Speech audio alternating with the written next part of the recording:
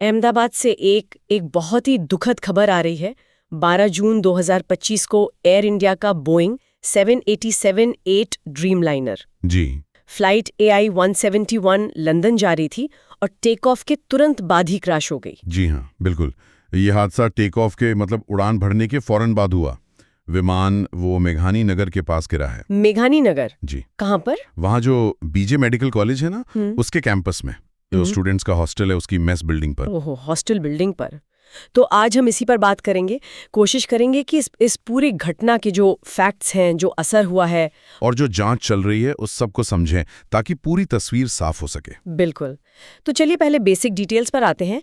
तारीख 12 जून और समय क्या था लगभग? समय था दोपहर का करीब 1:38 IST। उड़ान भरी थी उसने। और ये विमान एयर इंडिया का बोइंग 787-8 ड्रीमलाइनर था। Registration number VTANB Ahmedabad airport से उड़ा और कुछ ही देर में बस कुछ ही क्षणों में नीचे आ गया और सीधे बीजे मेडिकल कॉलेज के हॉस्टल मेस पर। टक्कर जबरदस्त थी। इसमें कितने लोग सवार थे? विमान में कुल 242 लोग थे। इसमें 230 तो यात्री थे और 12 क्रू मेंबर्स। और दुखद बात यह है कि ज्यादातर लोग दुखद बात यही है कि 242 में से 241 लोगों की जान चली गई। सिर्फ एक। और जमीन पर भी तो नुकसान हुआ होगा। मेस बिल्डिंग थी वो तो। जी हाँ, जमीन पर भी। वो हॉस्टल की मेस बिल्डिंग थी तो वहां भी लोग थे। कम से कम 38-39 लोगों की मौत की पुष्टि हुई है वहां। ओह माय गॉड, 38-39 जमीन पर और 241 विमान में। और दर्जनों घायल भी हैं। तो कुल मिलाकर ये आंकड़ा कम से कम 279 तक तो पहुंच ही गया है। हो सकता है अभी और बढ़े। ये वाकई बहुत बड़ा हादसा है। बिल्कुल, ये आंकड़े सुनकर ही सिहरन हो रही है। और खबरों में ये भी था कि गुजरात के पूर्व मुख्यमंत्री विजय रूपाणी जी भी इसी फ्लाइट में थे। जी हाँ, ये बात भी सामने आई है। उनके निधन की भी पुष्टि हुई है और इसमें कई विदेशी नागरिक भी थे। मैंने पढ़ा ब्रिटिश नागरिक काफी थे शायद। 53 ब्रिटिश नागरिक थे, 7 पुर्तगाल के और 1 कनाडा के नागरिक भी थे। तो ये एक तरह से अंतर्राष्ट्रीय त्रासदी बन गई है। सही कहा।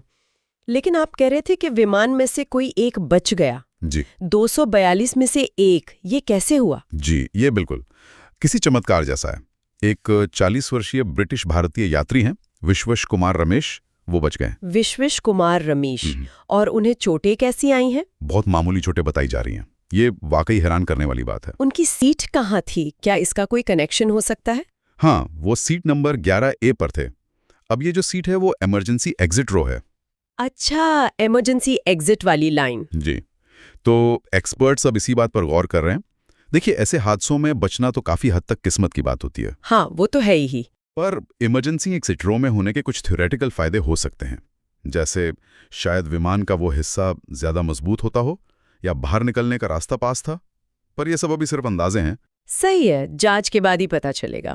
अच्छा, हादसे के फौरन बाद क्या हुआ? वहां तो हालत बहुत खराब होगी ना? जाहिर सी बात है। लेकिन एक चीज जो सामने आई वो बीजे मेडिकल कॉलेज के स्टूडेंट्स और डॉक्टर्स का रोल था। उन्होंने क्या किया? उन्होंने गजब का साहस दिखाया। फौरन बचाव कार्य में जुट गए। उनकी जितनी तारीफ की जाए कम है।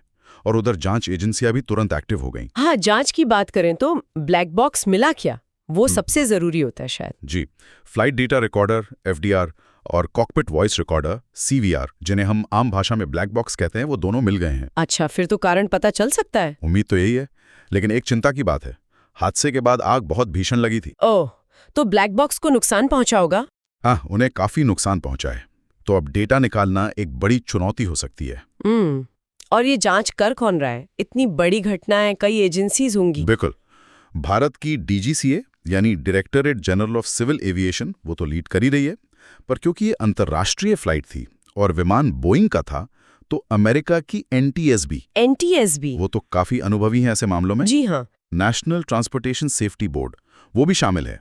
FAA यानी फेडरल एविएशन एडमिनिस्ट्रेशन और खुद विमान बनाने वाली कंपनी बोइंग भी जांच में मदद कर रही है। तो एक मल्टी एजेंसी जांच चल रही है। रिपोर्ट कब तक आ सकती है, कुछ अंदाजा? उम्मीद है कि शुरुआती रिपोर्ट कुछ हफ्तों में आ जाए, पर पूरी जांच में वक्त लगता है। इस बीच एयर इंडिया की जो पेरेंट कंपनी है टाटा समूह, उनकी तरफ से क्या प्रतिक्रिया आई है? टाटा समूह ने काफी संवेदनाशीलता दिखाई है। उन्होंने ऐलान किया है कि हर मृतक के परिवार को 1 करोड़ रुपए का मुआवजा दिया जाएगा। 1 करोड़? ये बड़ी रकम है। इसका क्या?